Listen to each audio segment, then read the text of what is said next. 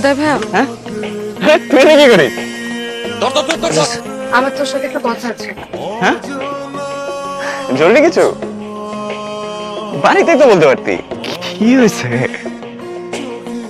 কি হয়েছে? জরুরি কিছু তুই আমাকে বল, মানে ভয় পাচ্ছিস কেন?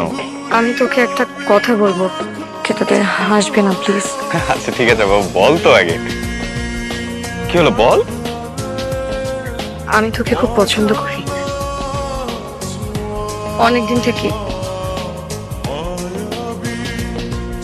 তিতলি, আমি জানি আমি ছোট, কিন্তু আমি সিরিয়াস, বিশ্বাস কর।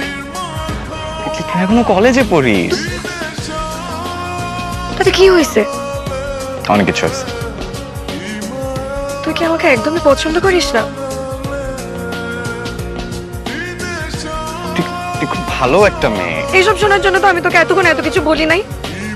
তিতলি শোন, দেখ এই বয়সে অনেক কিছুই সত্যি মনে হয়, দেখবি সময়ের সাথে সাথে সবকিছু ঠিক কিছু ঠিক হবে না। হবে। হবে না? হবে বললাম। তুই এত শিওর কিভাবে যে সব ঠিক হবে? কারণ জীবন সিনেমা না তিতলি। তাহলে এখন এখন কি হবে? আমাকে একটা প্রমিস কর।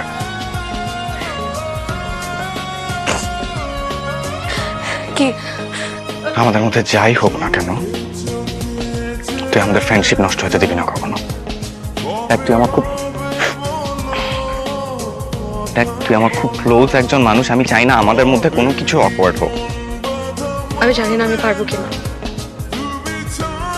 কিন্তু যদি কোনোদিন পারিও, তুই কোনোদিন আমাকে অন্য কোনো ভাবে পাবি না।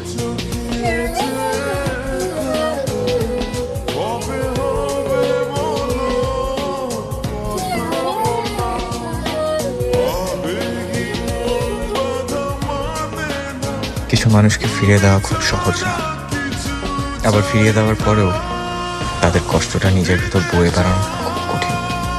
আমি হয়তো কোনো দিন তোকে বলতে পারবো না আমি তোকে কতটা ভালোবাসি। আমার ভালোবাসাটুকু আমি শুধুমাত্র আমার কাছেই যত্নে রেখে দেবো আজীবন। আমাকে কখনো ক্ষমা করিস না, ক্ষমা না করেই পাশে থাকিস, তবুও থাকিস।